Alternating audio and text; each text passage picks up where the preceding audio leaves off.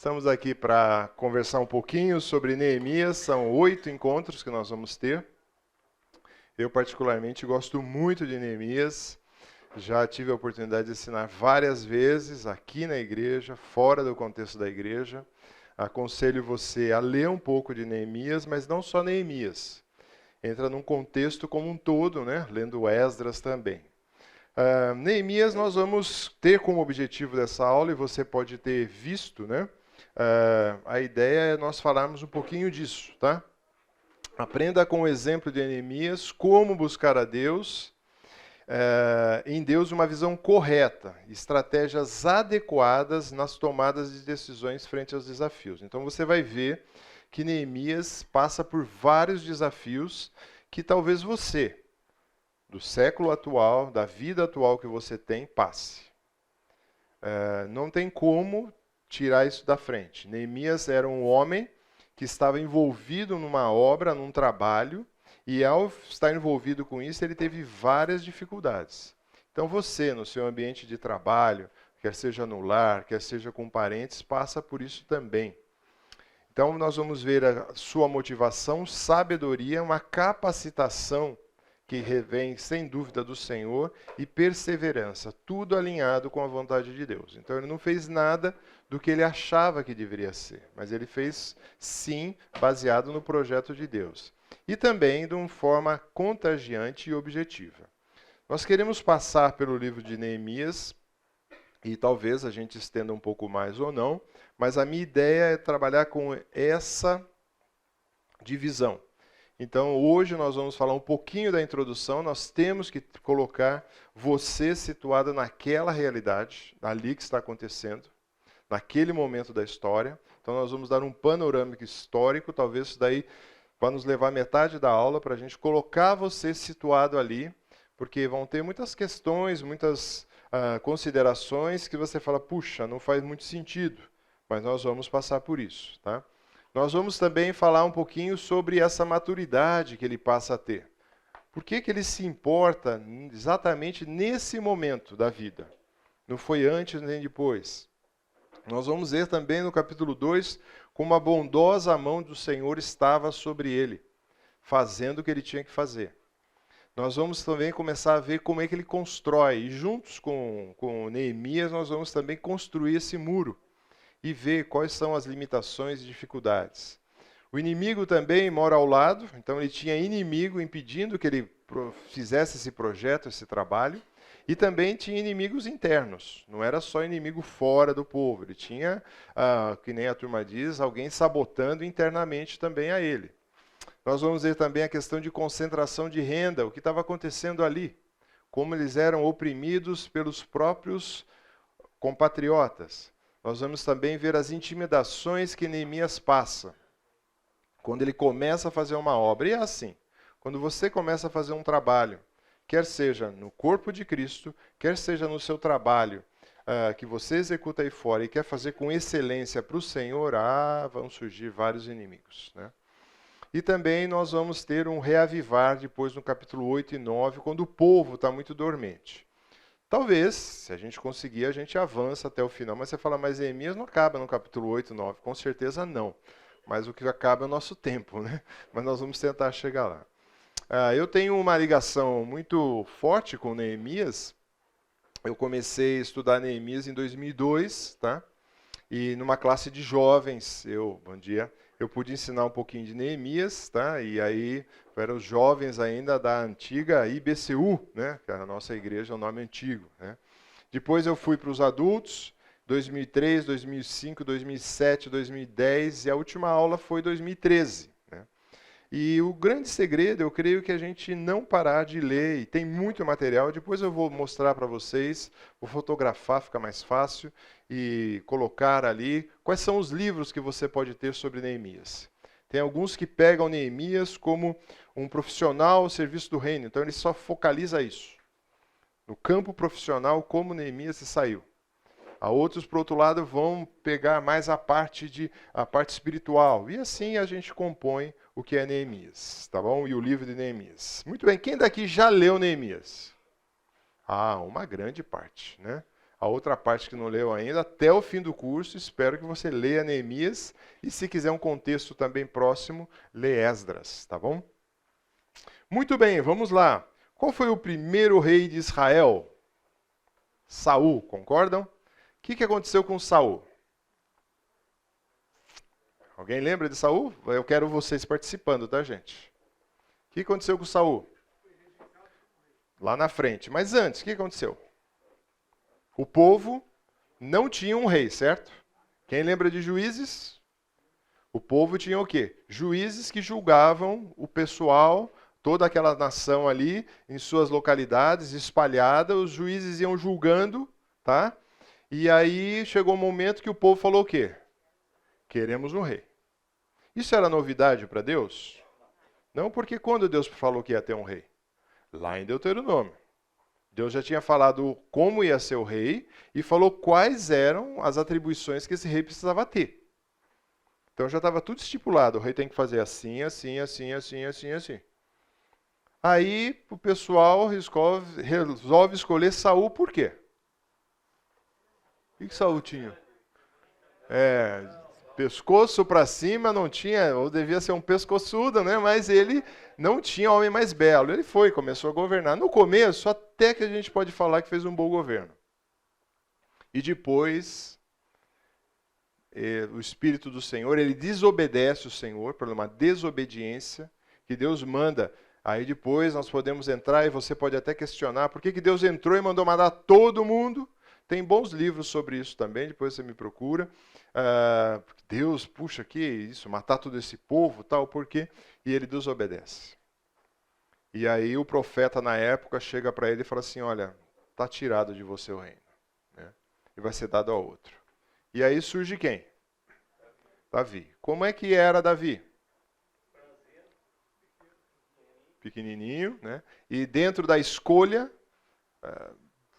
vai todos os filhos ali para escolher, estão lembrados disso, e na hora da escolha, Samuel fala, é esse aqui que eu quero. Puxa, mas os outros são guerreiros, os outros estão na frente, não, eu quero esse. Porque Davi foi considerado o quê? O homem o quê? Segundo o coração de Deus. Davi pecou pouco ou muito? Muito, né? Se a gente pusesse na balança, quem pecou mais, Saul ou Davi? Eu acho que Davi pecou mais. Mas qual que é a diferença de um e de outro? É o arrependimento, né? Então a gente pode olhar para o exemplo de Saul e olhar e falar para ele, puxa, ele pecou, não se arrepende e ele não restaura a vida dele com o Senhor. Davi peca, se arrepende e a vida dele é restaurada. Isso é um exemplo para nós, nos dias atuais. Nós pecamos, quebramos nossa comunhão com o Senhor ou com outros, mas o que precisa ocorrer? Restauração, confissão, contrição. Né? É diferente de remorso, tá, gente? Bem diferente. Remorso é uma coisa. Agora, arrependimento é outra. Aí Davi governa por um bom tempo. E aí depois quem chega na cena? Salomão. O que acontece com Salomão? Como era Salomão? Sábio. Sabia decidir as coisas. Mas acontece algo meio estranho com Salomão. O que acontece? Casa com mulheres dos outros povos, vai buscar cavalo no Egito, acaba seguindo um pouco aqueles deuses que aquelas mulheres estavam. E aí o que vamos ler esse texto aqui? Quem pode ler 1 Reis, capítulo 11, verso de 9 a 13? O que diz para nós? Pelo que o Senhor se indignou contra Salomão, pois desviaram o seu coração do Senhor, Deus de Israel, que 2 vezes lhe apareceram. E acerca disso lhe tinha ordenado que não seguisse a outros deuses. Ele, porém, não guardou o que o Senhor lhe ordenara. Por isso, disse o Senhor a Salomão, visto que assim procedeste e não guardaste a minha aliança, nem os meus estatutos que te mandei, tirarei de ti este reino e darei a teu servo. Contudo, não o farei nos teus dias, por amor de Davi, teu pai. Da mão de teu filho o tirarei. Todavia, não tirarei o reino todo. Darei uma tribo a teu filho, por amor de Davi, meu servo, e por amor de Jerusalém, que escolhi. Então, O pacto era forte com quem? Com Davi. E por amor a Davi, por quê? Falamos de novo, Davi era aquele que se arrependeu, que voltou-se para o Senhor e agradou o coração de Deus, mesmo fazendo tudo o que ele fez. Já Salomão, ele falou assim, ó, não te agrado de você, vou repartir esses reinos. E é o que acontece, tá? Então você tem ali, no começo, as 12 tribos. As 12 tribos eram divididas assim, Simeão, Judá, Ruben, Dan, Benjamim, Efraim, Gade, Manassés, Isacar, Zebulon, Aser, Naftali e Manassés. Eram divididas assim as 12 tribos, lá quando você tem no período de juízes. Quando você muda o período dos reis, elas continuam de certa forma assim. Mas quando chega nesse momento, ocorre uma divisão. Então agora Israel passa a ser dois, está dividido ao centro, Reino do Sul e Reino do Norte. Reino do Sul é chamado de Judá, Reino do Norte é chamado de Israel. Inclusive, a capital vira Samaria e a capital continua Jerusalém. E aí, um rei para cada lado. Então, um rei, um estado, se você olha Israel no mapa, é tão pequenininho, hoje e naquela época, e ainda está dividido em dois. Então, o que aconteceu? O Reino do Sul, quem coordenou, ou quem foi o rei ali, foi Roboão. Tá? Roboão foi esse rei. Deixa eu voltar aqui para as minhas anotações. Filho de Salomão. E Jeroboão foi o outro, do outro lado. Tá? Jeroboão foi o outro do outro lado. Judá ficou para o lado de cá, Reino do Sul. E Reino do Norte, Israel. A capital, Jerusalém, tá, de um lado. E do outro lado, quem é a capital? Samaria. Quem ficou? Lembra que o texto diz que eu vou te dar algumas tribos só para um lado. Judá e Benjamim, aquelas tribos, tá? Vou voltar aqui. Judá e Benjamim, Judá aqui, tá? Oh, desculpa lá. Judá e Benjamim, que está ali, vão ficar com o sul. O resto, todas as demais tribos, vão ser as tribos do norte. As outras 10 tribos ficou para o norte. Então, chega um cativeiro. O que é o cativeiro? O cativeiro é quando Deus chega assim, chega.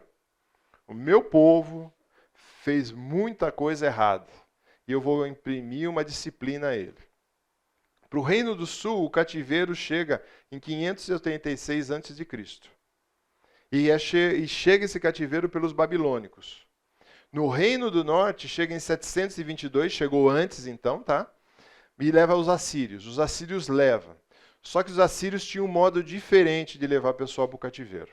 Quando eles levavam alguém para o cativeiro, eles mesclavam, eles misturavam. Eles misturavam as raças.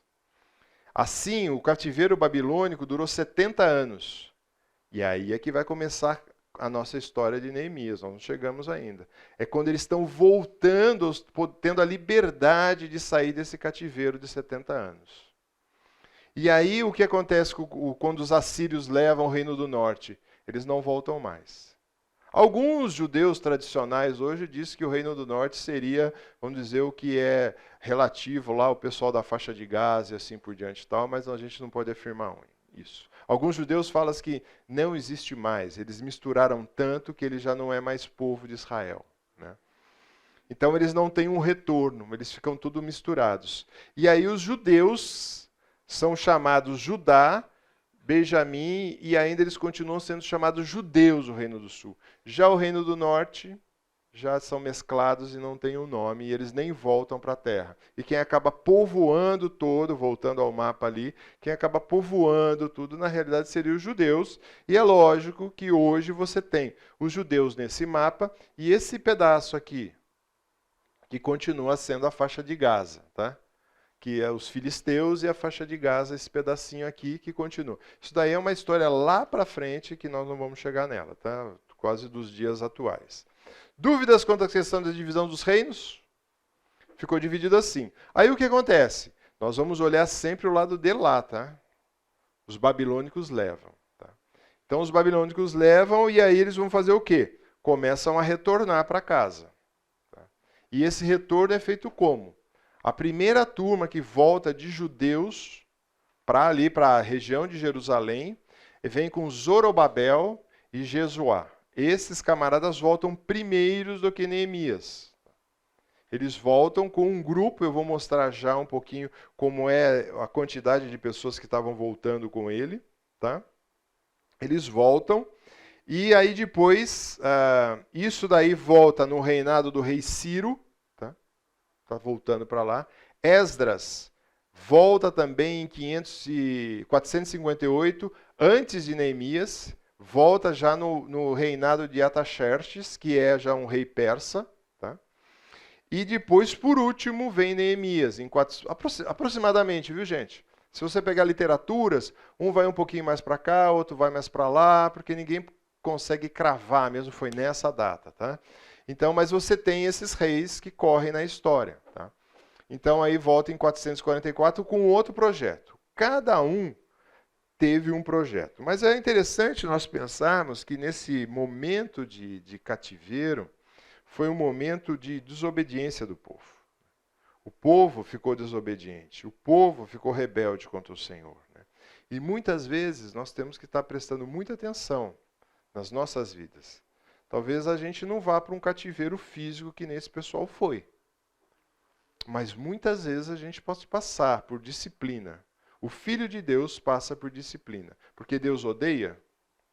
Não, porque Deus nos ama.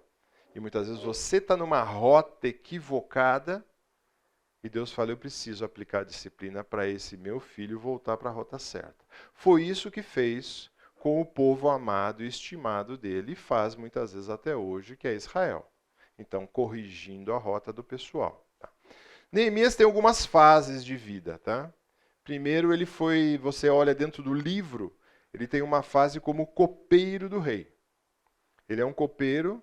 Do capítulo 1 até o capítulo 2, verso 10, ele está como um servo dentro da corte babilônica. Tá? Desculpa, babilônica não, aí já está com Artaxerxes. Tá? Ele tem um servo ali. Tá? Depois ele passa uma fase do 2, capítulo 2, verso 11 até o capítulo 6, ele passa como um construtor. Ele vai elaborar a restauração física da cidade, não a restauração espiritual. Quem ficou com essa responsabilidade foi Esdras. Neemias ficou responsável de reestruturar fisicamente aquela cidade para proteger, e nós vamos ver o porquê disso. Tá? E também, depois ele tem, do capítulo 7 até o capítulo 13, ele passa a ser um governador daquela cidade. Então ele passa por 3 etapas diferentes, nós vamos ver essas etapas, tá? De como ele fez tudo isso. É lógico que nós vamos focar, possivelmente, nós não vamos chegar até o final dele como governador, mas nós vamos focar grande parte do que ele tem. Muito bem, você está familiarizado com os reinos que tinham na Terra, os grandes reinos? Quando você tem Daniel, tem uma profecia, certo? E aí o rei babilônico tem um sonho. E qual o sonho que ele tem? De uma estátua, lembra disso? Como era essa estátua? Cabeça de ouro, peito de prata. Calma, madeira lá embaixo, né? Tem bronze. Lembra das medalhas olímpicas, que é fácil, né? Prata, ouro, bronze. Aí madeira, barro, né? Madeira lá embaixo. Quem que seria essa cabeça de ouro? A Babilônia. Tá? O primeiro grande reino. Você tem isso relatado no 2 Reis de 25, de 8 a 12, capítulo 25 de Reis, quando eles conquistam Jerusalém.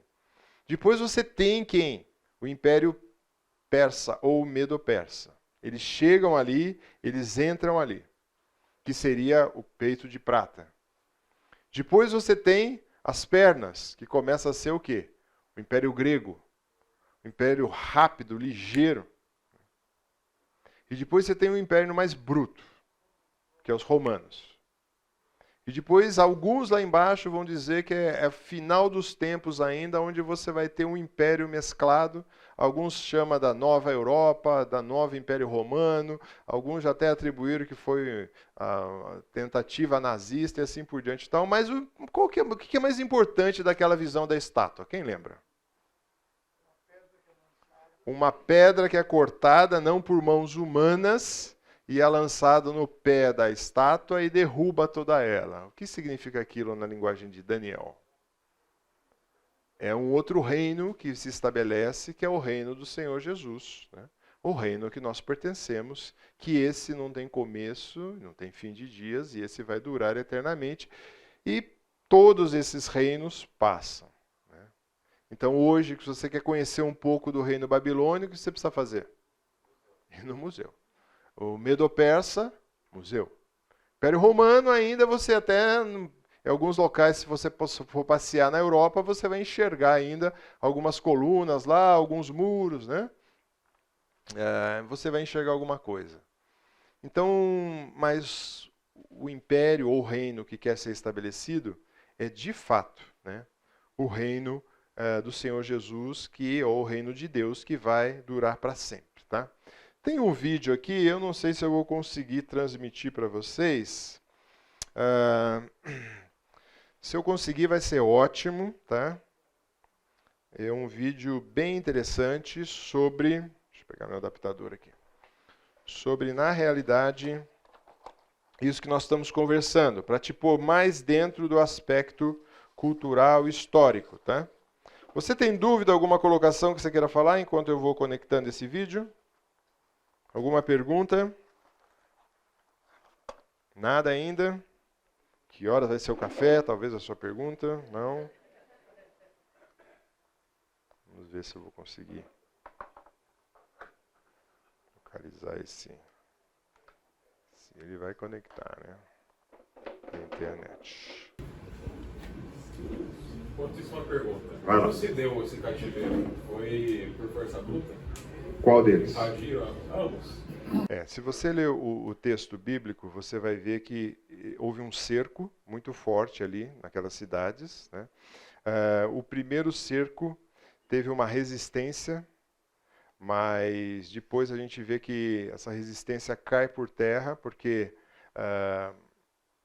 eles tentam resistir, quando você vai lendo todos os reis, e eles levam por força bruta, não tem como, porque a ideia era, eu vou dominar, eu vou levar embora, né? E não tem conversa, eu vou levar embora. Interessante, porque o povo de Israel ali dominou tudo enquanto estava vagando no deserto lá, né? Mas a gente vê claramente que eles resistem um bom tempo, mas a gente vê também nisso tudo, chegou a hora, né? Não tinha, vamos dizer assim, era a hora deles irem para aquele cativeiro. Deus não ia dar vitória para eles, Não, porque não. já fazia parte da disciplina. Porque Exatamente. Deus deu vitória com cântaros e trombetas, imagina. Deu vitória de um modo tão... Agora sim, vem cá, meu filho. Então, quando a gente vê isso, a gente vê... E leva, e não era cativeiro nada amistoso não, né? Não era cativeiro nada amistoso. Mas Deus ainda preserva muita coisa. A conflict arose which would quickly become one of the most complex and controversial in the world. A conflict between two very different people for the same territory. To understand its origins, let's retrace the history of the Jewish people on a map. The Israeli-Palestinian conflict will be explained in a following video.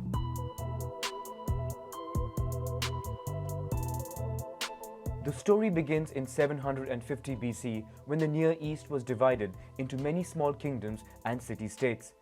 They were wedged between the Assyrian Empire to the north and Egypt in the south. Among them was the Kingdom of Israel, whose people worshipped several gods, including Yahweh.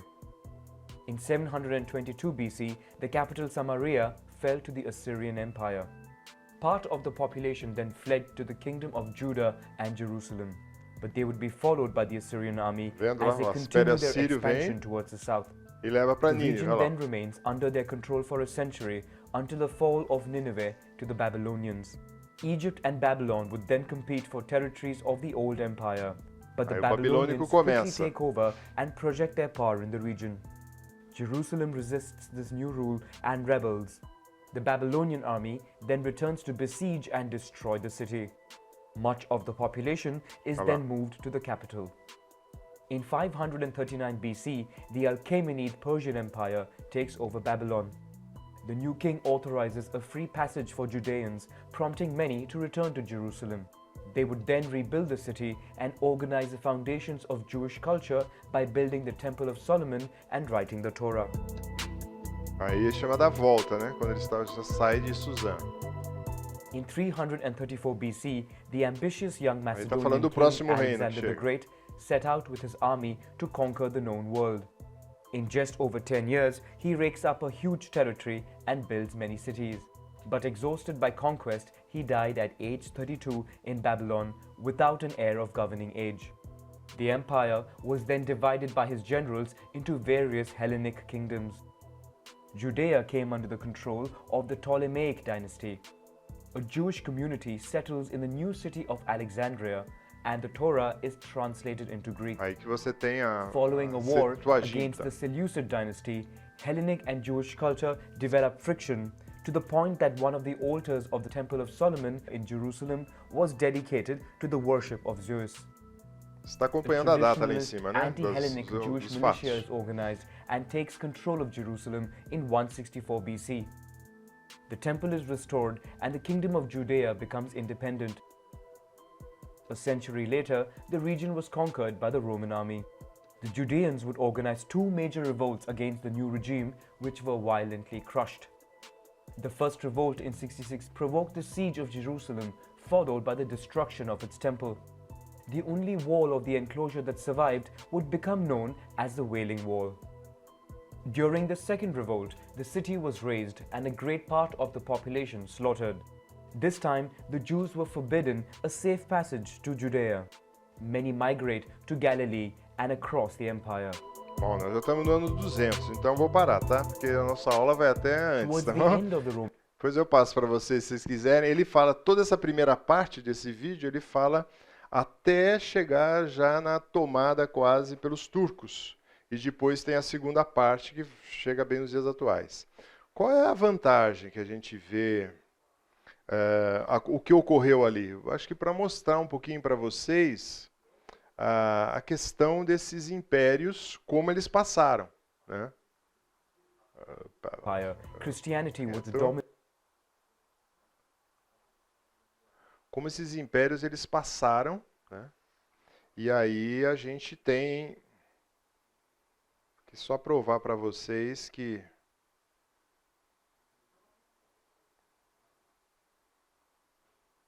nenhum deles ficou. Então depois eu te passo esse endereço e tal. Na realidade hoje em Jerusalém, quando você vai passear por lá, o que você vai encontrar é esse pedaço aqui do muro de Neemias, tá? É só esse pedacinho desse muro aqui que você tem mesmo. Isso é de lá, é esse pedaço do muro que você tem, que sobrou, que é o muro fora da cidade, mas nós vamos falar mais disso, tá bom? Vamos continuar. Muito bem, aí nós vamos ter o quê? O panorama desse retorno, tá? O que aconteceu? Esdras 1:6, Sesabazar, Zorobabel e Jesuá são os líderes que conduzem esse retorno. No rei da grande nação é o rei Ciro, tá? O Medo-Persa, e volta com 42.360 homens e 7.337 escravos. Eles saem de lá e voltam ali. Sai da onde? Lá do que seria de Suzã, do reino que era a princípio babilônico e depois, assírio, babilônico e agora Medo-Persa, e estão voltando. A segundo retorno, você vê em capítulo 7 a 10 de Esdras, aí você tem Ataxerxes, e aí que é o rei que libera. Esdras vem com 1.500 homens, 38 levitas e 220 ajudantes. Para quê? Para fazer já um movimento de fazer um culto, de fazer uma celebração ali naquele local. E depois nós vamos ter Neemias, capítulo, todo o livro, né, de 1 a 13 de Neemias, volta também nesse mesmo governo, no mesmo rei, só que aí a gente não tem o número exato de pessoas. Você tem muito relato ali, porque já tinha, veja bem, você vai ver isso, já tinha pessoal ali em Jerusalém. Tá? O que é o autor desse livro, de Neemias? Muitos deles vão dizer que Esdras é o compilador, aquele que juntou todos os fatos e narrou essa escrita. Então Esdras escreveu tanto Esdras, Neemias, e também se diz de 1ª e 2ª Crônicas foi escrito por Esdras. Tá? É lógico que dos relatos, muitas vezes você tem um relato de Neemias, e às vezes ele é escrito até na pessoa própria, na primeira pessoa, mostrando que é ele que está escrevendo, mas na realidade ele está citando e Neemias e Esdras está realmente escrevendo. O escrito é mais ou menos de 430 até 425 a.C., tem esse escrito, e o período que Esdras e Neemias comporta dentro da história é até 430, tá? Da história. Muito bem. Perguntas históricas aí ou vamos para frente? Então vamos lá. Para esse texto, quem pega Eclesiastes 3:1? Eclesiastes 3:1, o que diz para a gente?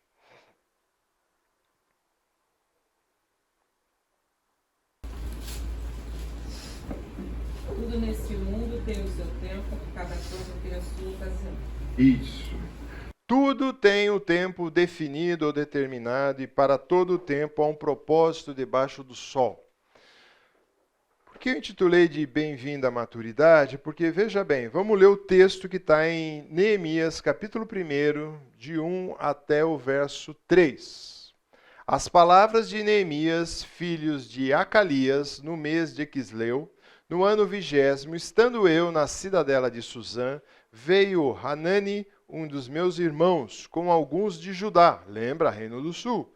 Então lhes perguntei pelos judeus que escaparam e que não foram levados para o exílio e acerca de Jerusalém. Então teve alguns que não foram levados para o cativeiro, mas estavam por lá. E alguns já tinham voltado, lembra? Disseram-me, o restante que não fora levado para o exílio se acha lá na província. Estão em grande miséria e desprezo, e os muros de Jerusalém estão derribados, e as suas portas queimadas. Será que Neemias não sabia disso? Vivendo na corte durante tanto tempo? Tendo um cargo importante como ele tinha? Por que será que agora acontece um despertar? Vamos ver isso no andar. A gente tem que olhar, fala no mês de Quisleu. Quem sabe, quem é bom aqui em hebraico, quem mês que é esse, gente? Nós conhecemos janeiro, fevereiro, março, abril, maio, junho, né? Não tem Quisleu. Nissan é considerado, você vê que tem o número 1 ali, é considerado o primeiro mês, seria o janeiro do judeu, tá? Que é o primeiro mês do ano. Quando eles fazem, acontece o que em Nissan? Quando eles saem do Egito. Lembra disso? Então a Páscoa é celebrada lá em cima. Depois você tem o segundo mês, os dias de Pentecostes, e assim vai. O mês que ele está apresentando aí, que mês que é que ele apresenta? Quisleu, que é esse aqui embaixo, aqui, é o 9º mês. Seria mais ou menos entre novembro e dezembro nosso. Tá legal? E aqui você tem algumas festas judaicas. Tá? Hoje o judeu, no dia 24 de maio, nosso, o judeu está no ano 5.784, tá? No mês de Nissan. Então, 24 de maio, que foi o dia que eu preparei a projeção aqui, eles estavam no 24 de Nissan de 2024? Não. De 5.784. Né? Eu deveria ensinar para criança, né? 2024 já é difícil, mas que ano você está? 5.784. Né? Então, esse é o calendário judaico. Então, se alguém perguntar qual é os meses judaicos, você já sabe todos eles, já pode falar, não sabe. Né? Então, é o que acontece. Então, equivale sempre o meio dos nossos meses. Tá legal? O primeiro ano do calendário judaico é referente ao quê? A Páscoa. Quando eles saíram do Egito. Quando eles saíram do Egito, eles marcaram ali como o começo do calendário judaico. Tá? Então aí ele começa a existir como povo, como nação. Nação é meio como um povo, né? Caminhando ainda. Né? Então eles marcam aí. Tá? Onde eles estavam? Tá? Suzã é aqui. Lembra o que aconteceu? Você tinha o Império Assírio, que a capital era Suzã. O Império Assírio dominou tudo aí. Depois o Império Babilônico cresce, sai daqui, cresce, se expande, toma tudo. E depois o reino de Artaxerxes, que o Medo-Persa, que pega tudo isso daqui. Né? E eles vão para onde? Para Jerusalém, que o antigo nome de Jerusalém era Salém, tá? Quando você vê nos registros bíblicos. Né? E aí ele tem esse relato, esses homens saem de Jerusalém e vão até Suzã conversar. É lógico, não é uma linha reta, não tem como, tá? Aqui tem um deserto no meio da história. Então tem que fazer um contorno, leva um pouquinho de tempo para chegar lá. E o que acontece nesse relato? Vocês estão lembrando? Dos sobreviventes, o que ele fala? Tem sobreviventes, tem gente lá. Passam o quê? Por sofrimento e humilhação. Então, quando a gente olha isso, né, você tem ali ele como numa função importante, né, mas veja bem, fazia já 70 anos que o povo estava em cativeiro. Será que isso era novidade? Saber que sobrou alguns lá e saber que estavam voltando e saber que não estava tão legal a coisa? Não tinha uma novidade nisso. Isso daí já havia, já sabia disso. Mas é aquele tipo de coisa. Agora se despertou para. Agora ele acordou para. Uma coisa é você ouvir falar, outra coisa é uma testemunha ocular de confiança de te contar. Também. E aí vai ter um outro episódio ainda, na continuação no capítulo 2. Ele escutou, ele sabia, ele escutou e ele vai. Ele vai ver, e isso é uma característica de liderança muito forte. Uma coisa é saber que tem a situação, outra coisa é escutar e a outra coisa é ir lá, no local. E aí tem uma narrativa no capítulo 2 de como ele chega ali, é bem interessante. Então, os sobreviventes, né, o pessoal que foi levado, né, pessoal que era da corte, quem foi levado para a Babilônia? Lembra quem foi? Daniel, capítulo 1, verso 3 e 4. O que acontece? Vamos ler.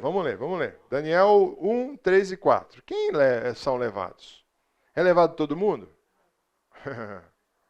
Quem que eles querem? Os 60 a mais, será que são levados? Acho que não. 60 a mais vai ficar para trás.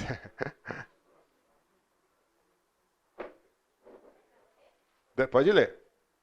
Depois o rei ordenou a Asenato, chefe dos oficiais da sua corte, que trouxesse alguns dos israelitas da família real e da nobreza, jovens sem defeito físico, de boa aparência, cultos, inteligentes, que dominassem os vários campos do conhecimento e fossem capacitados para servir no palácio. Ele deveria ensinar-lhes a língua e a literatura dos babilônios. Isso? Quem que ia? Ixi, essa classe aqui é um pouco. Mas os jovens iriam. Você então que tem 2 idiomas, você ia facinho, você ia aprender mais os 2 lá. Né? Você não podia ter defeito físico, porque você ia servir também. E depois que você lê Daniel na sequência, aí você vai ver. Levaram esses. E os que não levaram? Alguns eles largaram, falaram, deixa aí.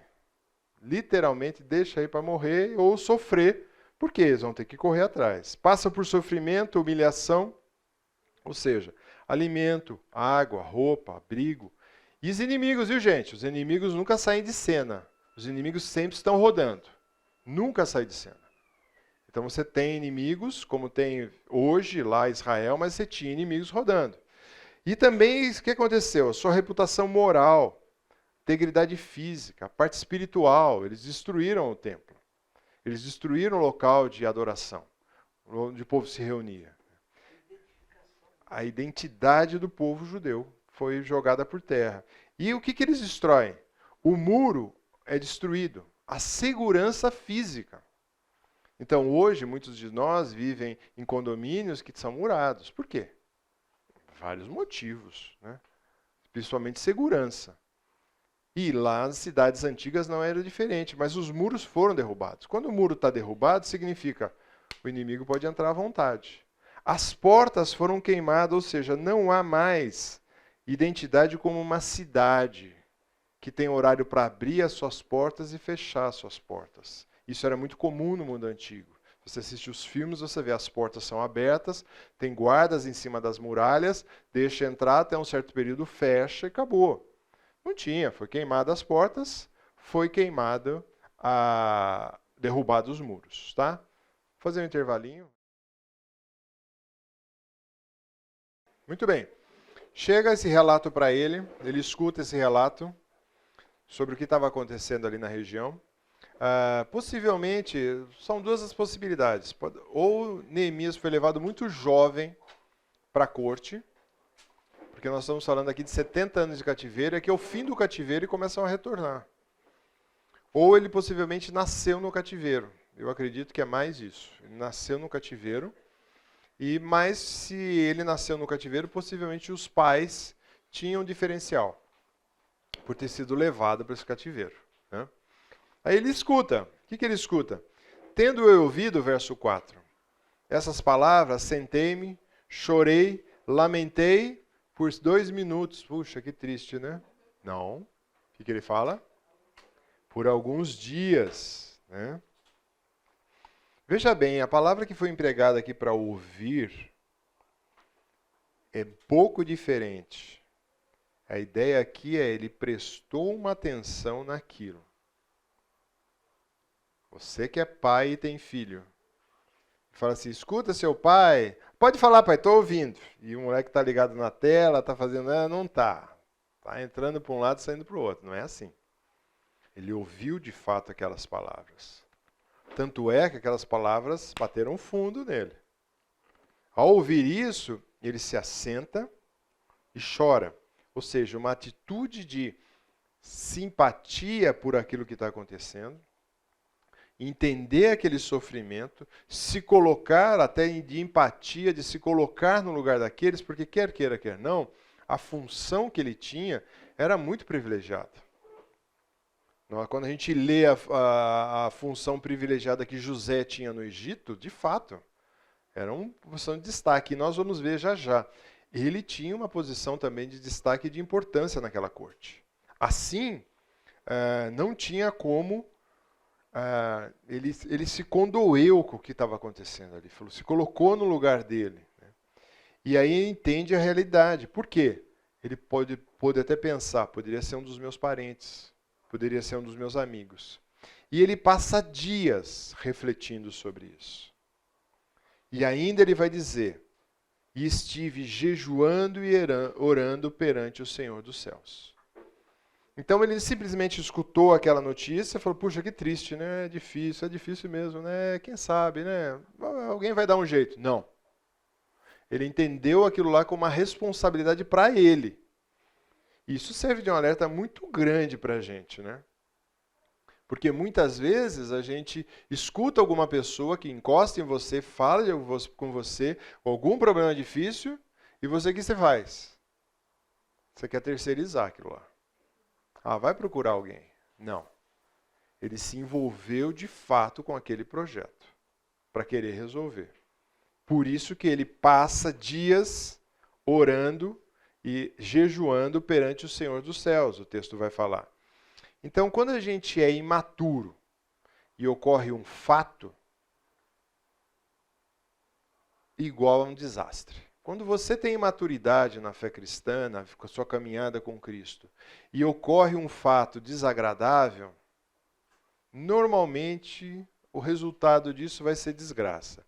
Mas quando você tem uma certa maturidade e ocorre um fato desagradável, normalmente vai ser um sucesso. Não significa que o resultado é um sucesso, tudo vai dar bem, a pessoa não vai morrer, a pessoa vai sair da miséria, não. O sucesso é na perspectiva do Senhor, às vezes é bem diferente, tá? A gente tem uma perspectiva um pouco equivocada do que é sucesso. Então, quando a gente pensa, então chega para ele, talvez porque chegou nesse momento da história, não chegou 1 ano antes, 10 anos antes. Não, chegou nesse momento exato. Um fato triste, lamentável, de toda a sua grupo, da sua geração passada, do seu povo, e ainda mais o povo de Deus. E aí ele vai fazer a ação. Aí ele ocorre algo interessante. O que ocorre? A oração. A oração, né, gente, a gente tem que entender, né? Vamos lá, versos 5 a 11 do capítulo 1 de Neemias. O que acontece? Pode ler. Ó Senhor Deus do céu, Tu és grande e nós te tememos. Tu és fiel e guardas a Tua aliança com aqueles que te amam e obedecem aos Teus mandamentos. Olha para mim, ó Deus, e ouve as orações que faço dia e noite em favor dos Teus servos, o povo de Israel. Eu confesso que nós, o povo de Israel, temos pecado. Os meus antepassados e eu temos pecado. Com os nossos atos temos pecado contra Ti e não temos obedecido aos Teus mandamentos. Não temos obedecido às leis que nos deste por meio de Moisés, Teu servo.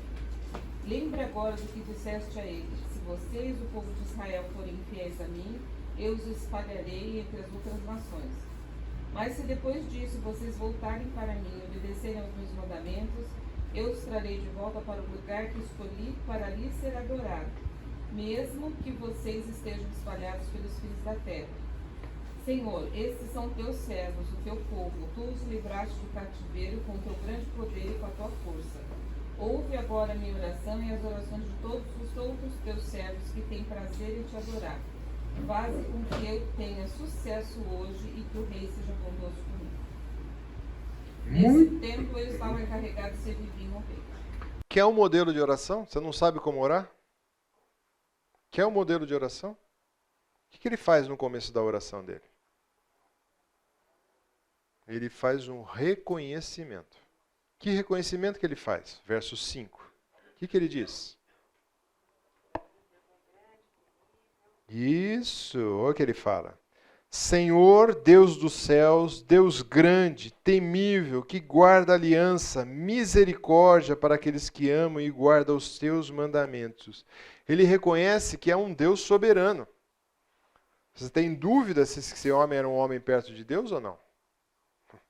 Ao reconhecer isso, e ele foi criado aonde? No ambiente só pagão, só deuses. Mas ele reconhece, é o meu Deus. Eu tenho um Deus que está acima, um Deus acima dos céus. Ele é grande, temível, e ele guarda os compromissos que ele faz com o seu povo. E o compromisso que ele fez com o povo, qual foi? De ter um povo. Então ele faz um reconhecimento na oração. Quando você lembra do Pai Nosso, o que acontece? Como o Senhor Jesus começa a oração? Pai Nosso que estás no céu. Olha só que interessante. Então, se você pegar todos os modelos de oração que tem nas Escrituras, gente, vai esbarrar nessa equação. Menos o nosso modelo, né? Nosso modelo como que é?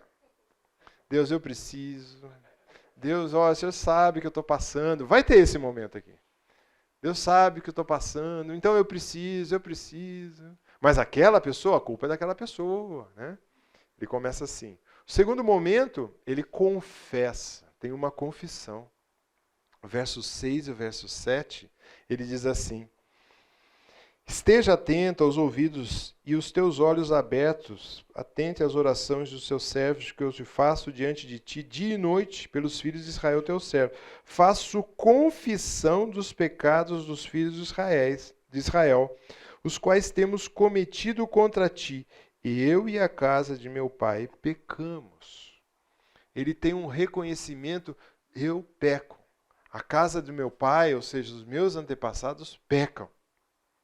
Então ele tem uma confissão genuína diante do Senhor que eu sou um pecador e eu preciso do quê? Eu preciso ser liberto. Eu preciso confessar isso. Então quando você olha, quando a gente olha no Novo Testamento, 1 João capítulo 9, o Senhor João vai dizer assim: se confessar os nossos pecados, ele é fiel e justo para nos perdoar dos pecados. Ah, mas João foi escrito bem depois, né? Mas veja bem, né? Estava isso já na mentalidade. Eu preciso confessar. Além de confessar, o que ele usa? Ele usa as escrituras para orar, gente. Olha que coisa interessante. E ele vai para as escrituras tipo assim. O que ele fala? Ele vai lá e diz o seguinte. Verso 8 e 10. Lembra-te da palavra que ordenasse a Moisés, tipo assim, Deus, o Senhor esqueceu o que o Senhor falou para Moisés? O que Deus falou para Moisés em Deuteronômio 30, de 1 a 4? Quem pode ler? E o outro pega Deuteronômio 9, 29. Deuteronômio 30, de 1 a 4.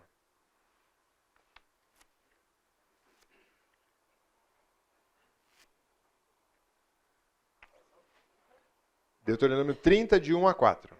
O outro é 9 e 29. Vai lá. Quando, pois, todas essas coisas vierem sobre ti, a bênção e a maldição que pus diante de ti, se te recordares dela entre todas as nações, para onde te lançar o Senhor teu Deus, e tornares o Senhor teu Deus, tu e teus filhos, de todo o teu coração e de toda a tua alma, e deres ouvidos à sua voz, segundo tudo o que hoje te ordeno, então o Senhor teu Deus mudará a tua sorte, e se compadecerá de ti, e te juntará de novo de todos os povos entre os quais te havia espalhado o Senhor teu Deus. Ainda que os teus desterrados estejam para a extremidade dos céus, desde aí te juntará o Senhor teu Deus e tomará de lá. Então Deus está prometendo isso para quem? Para Moisés, lá atrás, que não era nação ainda. Era um povo que estava prestes, ou saiu já do cativeiro. Saiu do Egito, né? Do cativeiro egípcio ali. Saiu da escravidão do Egito e estava prometendo, olha, vocês vão para um local, pode ser que lá, ou você possa ser espalhado. Eu vou fazer isso. E o 9, 29 de Deuteronômio.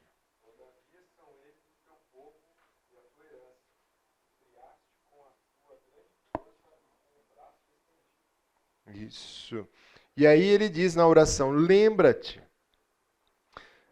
Ele vai falar no verso 8, né? Lembra-te das palavras que ordenasse a Moisés teu servo, dizendo, se fores infiéis, espalharei. Mas se converterem a mim e guardar os meus mandamentos, cumprirei, voltarei, e tudo isso que a gente leu. Agora, o que mostra aqui também? Que ele conhecia as Escrituras. Ele conhecia o que Moisés tinha escrito em Deuteronômio. Ele conhecia a palavra de Deus. Então ele pôde orar a palavra de Deus. Então, numa época em que era super difícil você ter um exemplar das Escrituras, ele conhecia as Escrituras.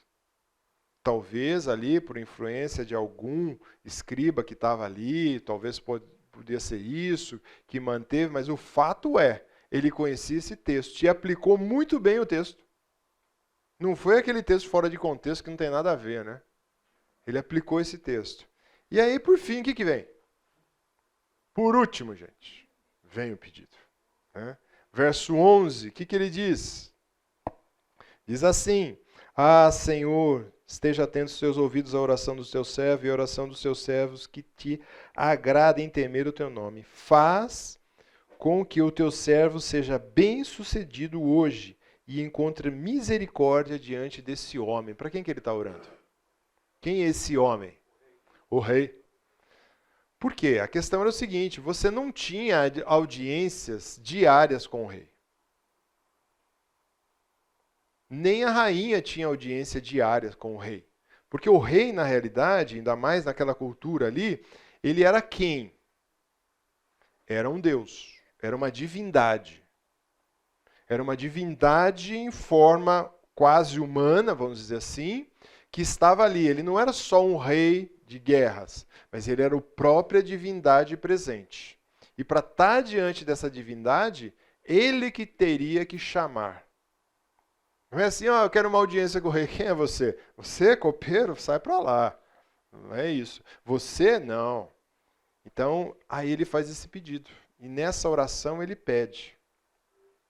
Eu gostaria de estar e colocar diante desse rei, ou essa coisa. Veja bem a diferença de uma pessoa madura orando numa situação de desgraça, de calamidade. Tá? Não inverteu as ordens, fez na sequência certa. E o que acontece? Tá? O que a oração nos ensina, gente? O que a oração nos ensina?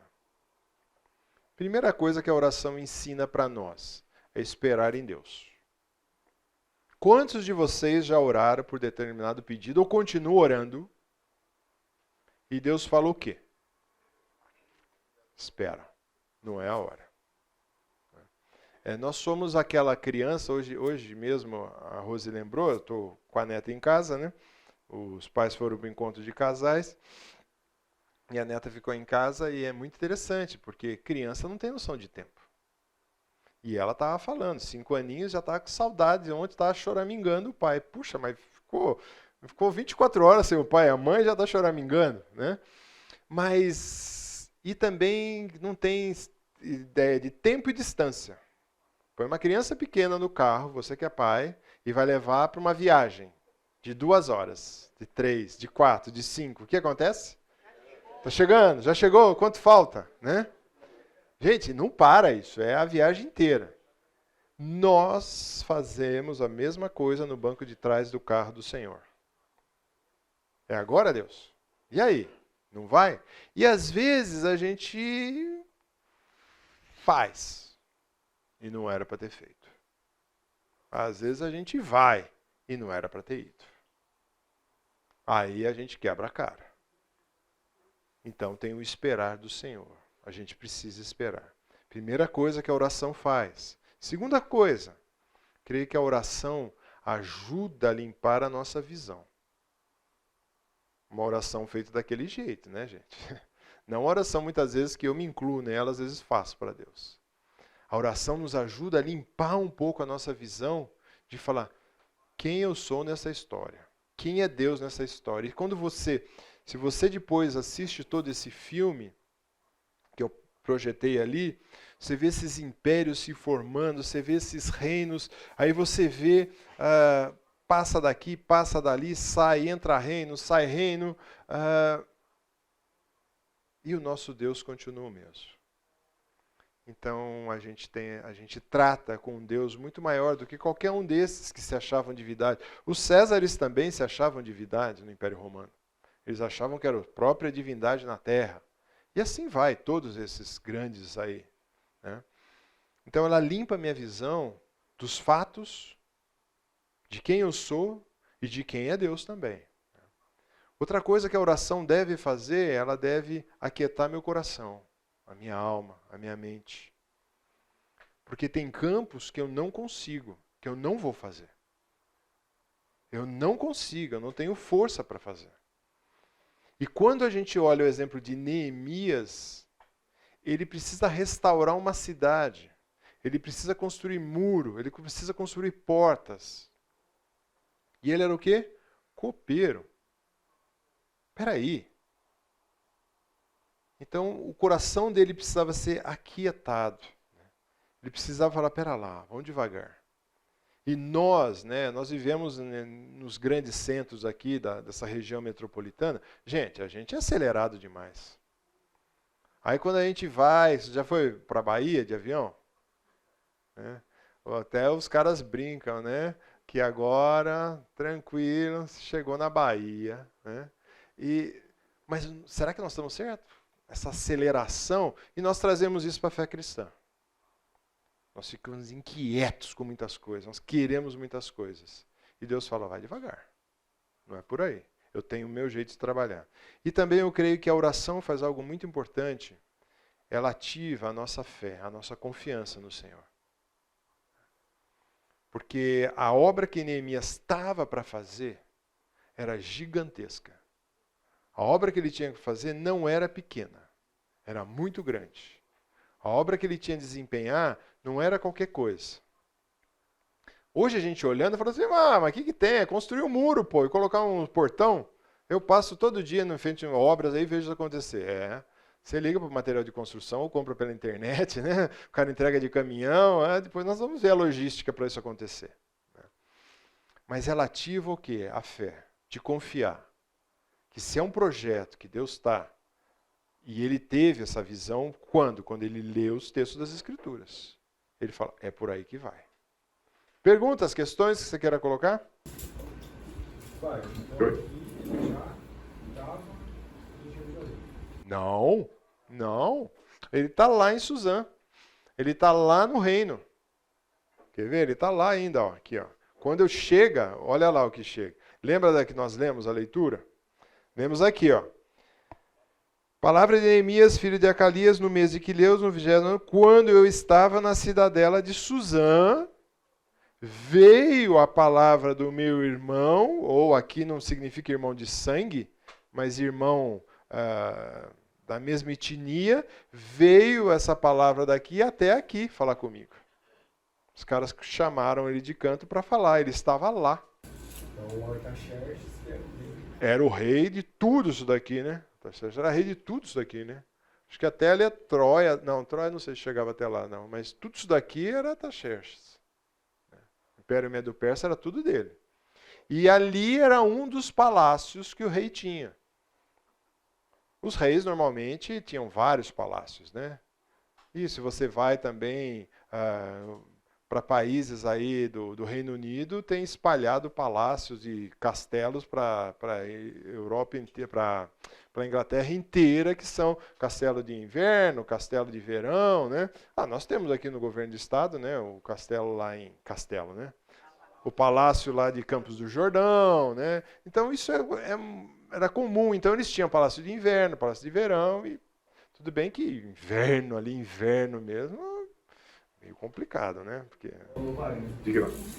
E Neemias ele era da tribo de Judá. Neemias era da tribo de Judá. Também. Todo esse povo era. Porque esse povo não foram misturados. Esses não foram misturados. Tá? Mas não era Levi, você quer. Não. O que eu quero dizer é o seguinte: Esdras era um sacerdote ali, que estava um escriba, né? Mas era dessa tribo. Era da tribo do sul que veio. Agora, ali, o que aconteceu? Quando você teve a divisão dos reinos, tá? Vamos voltar lá. As tribos eram bem marcadas quando você estava aqui, tá? A tribo era bem marcada até um período lá. Então você tinha lá, você vê que quando você olha ali as 12, você não tem Levi. Por quê? Sacerdote, tá? Mas depois há uma divisão. Onde ficou os levitas? Os sacerdotes? Só Jerusalém? Não, aqui em cima também tinha. Lembra que tinha aqui em Siló um templo que eles montaram? E oferecer sacrifício também? Aí depois desvirtuou, né? Mas também tinha. Então você tinha, de certa forma, eles trafegavam entre todas essas tribos aí. Tá? Porque eles eram sacerdotes para todo o povo, né? Então, mas aí depois, Esdras também vai para cativeiro, depois volta, toda essa turma aí, né? Mas Esdras e Levi não eram levitas, eram de Judá. Era da tribo de Judá, tá? Isso, ele levou gente para estar fazendo aquele serviço do templo, né? E a gente fala, nossa, mas que tanto o cara tinha que trabalhar, né? Só que tinha que montar, desmontar, a questão de sacrifício, dá uma trabalhinha mais ou menos. Mais perguntas aí? É interessante, sempre depois do café tem mais perguntas, né? Ótimo. Muito bem, eu quero fazer... Oi, fala. Na época de Jesus falava muito dos misturados, só que só na Samaria. Samaria. Mas ao norte não era tão misturado. Era assim, ó. Quer ver? Vamos lá. Samaritanos, né? Samaritanos, vamos voltar lá naquele mapa de novo. Lá. Então, eles ficaram centrados aqui, ó. Né? Os samaritanos ficaram nesse pedaço aqui, ó. Né? Ficaram muito aqui. Então, Jerusalém ainda ficou aqui na parte dos judeus, né, de Judá, e os samaritanos ficaram. Só que aí, na época de Jesus, já tinha uma outra divisão, que era a Judéia, Samaria e Galileia, onde ficava aqui o Mar da Galileia. Então, os samaritanos ficaram nesse pedaço aqui, no meio. Esse mapa aqui, depois eu arrumo o mapa para mostrar melhor. Tá? Ficava aqui. Então, para o pessoal ir para lá, o que ele fazia? Ele não passava por aqui. Ele dava a volta, o que era chamado aqui, em torno do Jordão. Cisjordânia, ele dava a volta por aqui, para não passar aqui. E Jesus faz o quê? Jesus era legal, né, gente? Nossa, Jesus quebrava os paradigmas, né? Então, eles já tinham essa outra configuração. Tá? Ficou naquele miolo lá, ficou de samaritano. E aí o pessoal não considerava como povo. Eu só quero passar o slide, tirar o slide de novo, slide. Qual? Vai pra frente. Vai pra frente, vamos pra frente. Mais um? Esse? Para tirar foto, tá bom. Vai estar no site. Isso, tá bom. Essa é a geração, né, gente? Vamos lá. Tá ótimo. Quero fazer um teste com vocês. Falha minha não trazer papel e caneta, mas você tem celular. Eu queria que você observasse e relatasse isso daí. Primeira pergunta. Em que estágio de maturidade espiritual você está? Tempo de vida cristã e experiências com o Senhor. 1 é pouco, né, gente? 9 é o máximo. 10 é só Jesus Cristo, tá? Então não vem, não. Que estágio você está aí? Tá? Estou só usufruindo do que está acontecendo na corte? O que significa essa pergunta? Eu venho, assisto a aula, eu venho, participo do culto, eu venho, se tem problema, não vou resolver nada, isso não é problema para mim, eu só... Onde você está nisso? Neemias até então estava, de certa forma, usufruindo da corte, né? E você? Como é que você está nessa? Qual é o meu grau de envolvimento com problemas? É o quê? Você está maluco? Vou me envolver com problemas? Vai ou não vai? Encara ou não encara? Abordado por problemas de outros, qual é a minha atitude? Não é meu problema, estou fora. Ou de fato eu vou ajudar com seriedade? É lógico, vai ter problemas que você não tem capacidade de resolver. Mas você vai ajudar a pessoa a ser encaminhada para tal. Que nem aquele irmão lá, que dito irmão Ananis, veio e chega para ele e fala assim, o povo está passando por isso, porque ele não tinha condição de resolver. Mas ele foi procurar alguém talvez que fosse influente. Eu tenho me beneficiado de utilizar a oração? Né? Ou seja, eu oro, isso é prática da minha vida. Como têm sido os meus momentos com o Senhor? O quê? Momento com Deus? Ler a Bíblia, orar, refletir na palavra de Deus. Como é que tem sido isso? E esse é o importante naquilo que a gente está falando. A oração é a minha primeira opção diante das dificuldades? Ou eu primeiro tento resolver no braço? E por último eu convido Deus para participar dessa história. O exemplo de Neemias é bem diferente, concorda? O que ele fez primeiro? Ele escutou tudo aquilo lá e ele já foi marcar uma audiência com o rei? Não. Ele já foi cortar a madeira para levar lá para... Não. O que ele fez? Foi orar. Foi orar. E depois a gente vai ver no decorrer das aulas, espero que vocês voltem, né? Você vai ver o sucesso que ele obteve em quantidade de tempo e qualidade de serviço que ele fez. Registrar essas perguntas? Gostaria que você depois, de certa forma, montasse elas e mandasse para mim, tá? De certa forma, para a gente, sem identificar, não precisa. Quero abrir uma outra tela aqui. Pode fechar. Vocês querem de novo a tela lá? Agora já foi. Deixa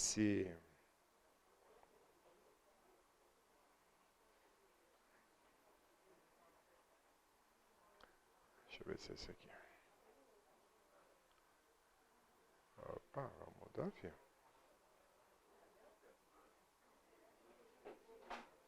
Por que não quer abrir? Porque o outro está aberto, né? Deixa eu fechar aqui lá. Deixa eu fechar esse. Fechar esse. Chega. Oi. Sim.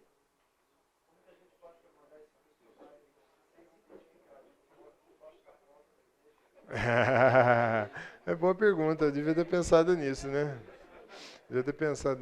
Eu vou, semana que vem, eu vou providenciar fichinhas, sem nome. E aí você... Não dá. Eu vou mandar fichinhas para você, eu vou dar semana que vem fichinhas, vocês vão colocar os xizinhos, porque eu quero divulgar esse resultado para a gente ver a média. Eu tenho um histórico disso daí. Mas sem nome, é lógico, porque foi falha minha, eu devia ter providenciado um papelzinho só para você colocar o xizinho e me mandar para a gente fazer a média da classe, tá? Mas vai acontecer. Wagner, uma pergunta sobre oração. Sim. Pessoa cristã, convertido, um cara que tá... Monta 8, vai. Tá bom, vamos lá. Aí ele ora por muito tempo com um objetivo que é uma um sonho dele, né? Certo. Ele não consegue chegar a esse sonho, não realiza, né? Certo. Esse não do Senhor é uma resposta positiva ou negativa, na tua opinião? Então, nós temos 3 respostas que Deus dá. Concorda? Qual que é? Sim, não, espera. O sim é fácil, né? Sim é fácil. O não a gente não quer, né? E o espera é uma dificuldade, né? Mas o não, muitas vezes, a gente tem que entender que esse é o melhor que Deus tem para nós. E então, a gente ora, e um dos elementos da oração, eu não contemplei esse elemento na oração, porque não tem a ver com o que Neemias está fazendo. Mas um dos elementos da oração que nós, como cristãos, devemos ter em mente é alinhar a nossa vontade com a vontade do Senhor. E nós sabemos que a vontade do Senhor é o quê? Boa, perfeita e agradável. Então, nossa oração tem que estar nesse sintonia. Eu tenho que orar e falar, Senhor, eu gostaria muito, sei lá, vamos dar um exemplo aí, eu gostaria muito daquela promoção. Gostaria porque eu vou ganhar mais, eu vou dar, aí vamos espiritualizar, né? Aí eu vou poder doar mais, né? Eu vou poder investir em missionários, eu vou poder dar um sustento para a família, né? Eu vou poder, nossa, aquele carro tão gostoso, automático, eu vou ter agora, né? E o Senhor me dá esse emprego e tal. Só que você falou parte da verdade para Deus. A outra verdade é que esse emprego vai te demandar 12, 14 horas de serviço por dia, longe da sua família, longe do seu tempo devocional. Você tem que ir para São Paulo todo dia, né? E ainda você tem um trabalho meio que você tem que manobrar uns números lá para dar resultado legal.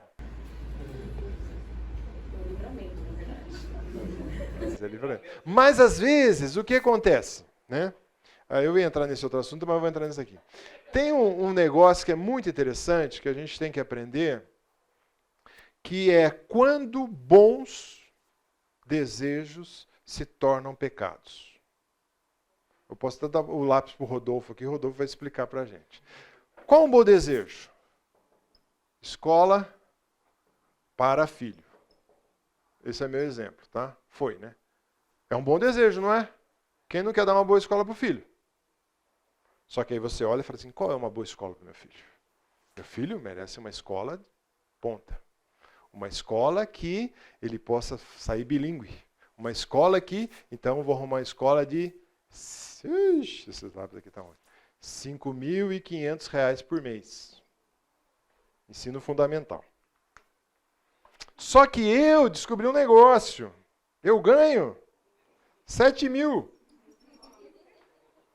Temos um problema aqui, não? Esse é um bom desejo ou não? E aí o que eu vou fazer para chegar nesse bom desejo? Vou arrumar outro emprego. Vai vir outra escola. Será que a gente pensa assim? Eu peguei o exemplo da escola. Pega o exemplo do carro, da casa, da viagem que você vai fazer. Eu peguei da escola. O que a gente fala? Você pôr mais dinheiro aqui. Para esse sonho legal realizar. Aí você arruma, mais um. Vou arrumar mais um, que eu vou ganhar mais 7. Só que aí o que vai acontecer? Vou trabalhar mais. Trabalhar mais. E aquele filho, eu não vou nem ter tempo de perguntar para ele assim, e aí, como é que está a escola? Porque eu não vou ver ele. Então, muitas vezes é um bom desejo, mas se torna um pecado, porque isso daqui virou o quê? Um ídolo. Vira um ídolo. Vira um ídolo você dar essa boa escola. Vira um ídolo o seu filho. Eu me cadastrei num curso que vai ter agora de teologia chamado A Idolatria da Família. Bem interessante, com o Iago Martins e uma turma aí. Bem interessante. Então, muitas vezes, no meio cristão, o mundo largou a família de uma vez, mas o mundo cristão, muitas vezes, vira a idolatria da família. Então, a gente tem que tomar cuidado. Porque, às vezes, Deus falou já que não é para colocar aqui. Agora, veja bem, você tem lá, vamos tirar o exemplo, você tem lá uma grade de... Quantos canais tem na grade de televisão sua? Quantos? Fala aí, cada um. 500 canais. Aí você pega o controle. Você pega o controle e começa. E você, invariavelmente, fala o quê? Não tem nada, né? Agora, imagina se você tem que chegar e reduzir a sua grade para 50 canais. Ninguém quer reduzir nada, gente. Ninguém quer cortar orçamento. A gente quer dos 50 pular para 150, para 200 e assim vai. Só que aí nós voltamos lá na questão da oração. Qual é a vontade de Deus para nós, expressa com questão financeira? O que tem? Expressa lá em Timóteo. O que Paulo fala? Tendo com o quê? Comer e vestir, estejar feliz. Com certeza, vocês têm muito mais nessa sala aqui. Eu não conheço vocês todos, conheço alguns. Você tem muito mais que comer e que vestir. E muitas vezes a gente está insatisfeito. Então, é lógico, né? Então, um voto de pobreza? Não, porque nesse mesmo texto, em 1 Timóteo, verso 6, vai falar que o Senhor muitas vezes possibilita para você recursos para você gastar com seus prazeres também. Mas é lógico que antes ele falou também de oferta e assim por diante. Então, muitas vezes, nós não estamos alinhados com a boa, perfeita e agradável vontade de Deus. Fala, Dante. Interessante que uma vez perguntaram para um irmão nosso lá no passado o que era mais importante, ler a Bíblia ou orar? E ele respondeu: o que é mais importante para um pássaro? A asa esquerda ou a asa direita? É isso aí. É que não dá para nós orarmos sem lermos a Bíblia. É isso aí. Não dá para lermos a Bíblia sem orarmos. Não tem como. Então a oração tem que estar atrelada. Então eu peço, é lógico, se o seu pedido é para a salvação de alguém que ainda não se converteu, você vai orar até os últimos dias da sua vida. Né? Se é para uma questão de saúde, você vai orar. Deus é que vai executar se vai curar ou não. Mas você vai orar. A gente tem um exemplo de espera na oração de um vizinho lá de São Bernardo do Campo. Ele era da Assembleia de Deus. E ele contava que um irmão da igreja orou 50 anos pela conversão do irmão de sangue. Ele morreu e depois que ele morreu, o irmão se converteu. Ele não viu a conversão, mas ela acabou acontecendo. Isso também acontece. Nós temos exemplo aqui de um irmão aqui da igreja que foi assim. A esposa orou a vida inteira e no finalzinho da vida da esposa ele se converteu. Né? Então, mas qual é o nosso papel? Orar. Então, às vezes Deus fala um não bem redondo. Mas, às vezes, você olha e fala assim, pô, aqui é um não, né? Eu ganho 7 pondo numa escola de 5? É não, gente. Não precisa nem fazer conta. Não precisa nem orar, né? É só fazer uma conta básica, tá? Faz uma conta básica, né? Mas quem sabe, né? Você tem um tio rico que vai deixar uma herança, né? Não precisa nem orar, gente. Esse é um fato, é só fazer conta. Porque Deus deu, lembra o quê? A inteligência para nós, né? E outros versos vai dizer que a gente não devemos dever nada a ninguém, quer seja financeiramente só o amor. Mais perguntas? Então vamos orar. Deus, te louvamos, tua graça e tua bondade. Obrigado porque podemos ver com exemplos, mesmo tão longe de nós, com uma cultura tão diferente, com realidades de vida diferentes, assim como é Neemias. Mas podemos aprender, ó Pai. Aprender com Ele como orar, como chegar a Ti, como realizar as atividades que Ele vai realizar ainda. Assim, cuida de cada um de nós, que tenhamos uma vida centrada, pautada no Senhor, na Tua Palavra, e possamos nos dirigir ao Senhor, na dependência de Ti todos os dias. Assim nós oramos no nome precioso de Cristo. Amém.